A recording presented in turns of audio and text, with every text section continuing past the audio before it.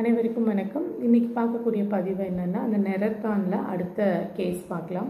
Srinivasan sir வந்து நம்மள junior Gurukul வாட்ஸ்அப்பில் வந்து நிறைய கேசஸ் நமக்கு வந்து போட்டுகிட்டே இருப்பார். அவர் வந்து பார்த்த நெர்ரப்பர்ட்ரி கேசஸ், அதில் ஒரு கேஸ் தான் இன்றைக்கி நான் சொல்ல போகிறது. சாரோட ஃப்ரெண்டு வந்து ஒரு ஃபார்மர். அவர் வந்து அவங்க வீட்டில் நிறையா மாடுகள்லாம் இருக்குது. அதில் ஒரு மாடு வந்து கன்று போட்டிருக்கு. பாலும் ரொம்ப ஸ்கேண்டியாக, ரொம்ப கம்மியாக இருக்குது.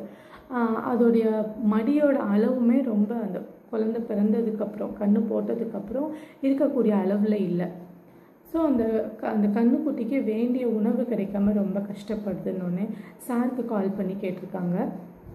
இந்த மாதிரி மடியோட சைஸும் ரொம்ப கம்மியாக இருக்குது, பாலோட அளவும் இல்லை, கன்றுக்குட்டி ரொம்ப சஃபர் ஆகுது, ஏதாவது மெடிசன் அனுப்பிவிட முடியுமா அப்படின்னு சொல்லிட்டு சார் வந்து நெர்ரப்பர்ட்ரியில் லாக்டேஷன் ஸ்கேண்டி மேமே ஸ்மால் அப்படின்னு பார்த்ததில் வந்து கல்கேரியா இருந்துருக்கு. கல்கேரியா கொடுத்து அனுப்பியிருக்காரு.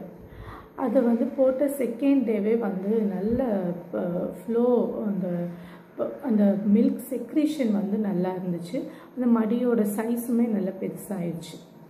அந்த மாதிரி இன்னொரு கேஸ் என்ன சொல்லியிருந்தாருன்னா, சார் வந்து பொதுவாக வந்து நமக்கு ஏதாவது இன்ஃபெக்ஷன், இன்ஃப்ளமேஷன், டீஹைட்ரேஷன், அந்த மாதிரி எந்த சிம்டம், ஃபீவர் முக்கியமாக, அந்த மாதிரி இருக்கும்போது ரொம்ப தண்ணி தாகம் இருக்கும். அந்த உடம்புல அந்த டீஹைட்ரேஷன் இருக்கிறதுனால ஒவ்வொரு டெம்பரேச்சர் ஏற ஏற வந்து நமக்கு அந்த தண்ணி தாகத்தோட அளவும் அதிகமாக இருக்கும். யூஸ்வலாகவே எப்பயும் விட அதிகமாக தண்ணி குடிக்கிறான், அடிக்கடி தண்ணி கேட்குறான், உதட்டில் படுற மாதிரி கூட தண்ணி கேட்குறான், இல்லை நிறையா தண்ணி குடிக்கிறான். அந்த மாதிரி தான் நம்ம பேஷண்ட் பார்த்துருப்போம். இந்த சார் சொல்லக்கூடிய கேஸில் வந்து ஒரு சின்ன குழந்தை, அதோடைய ஃபீவர் அப்போ வந்து சுத்தமாக தண்ணியே கேட்கவே இல்லை. பார்த்தோன்னா வந்து உடம்பு ஃபுல்லாக நல்லா கொதிக்குது, அதாவது நல்ல தீவிரமான காய்ச்சல் அந்த மாதிரி சொல்லலாம். ஃபுல்லாக கொதிக்குது அப்படின்னு சொல்லுவாங்களா, அந்த மாதிரி இருக்குது. அந்த குழந்தை வந்து தண்ணியே ஒரு சொட்டு கூட குடிக்கல. இதை வந்து ரெப்பர்ட்ரைஸ் பண்ணும்போது இது வந்து ரொம்ப அன்காமனாக இருக்கு இல்லையா.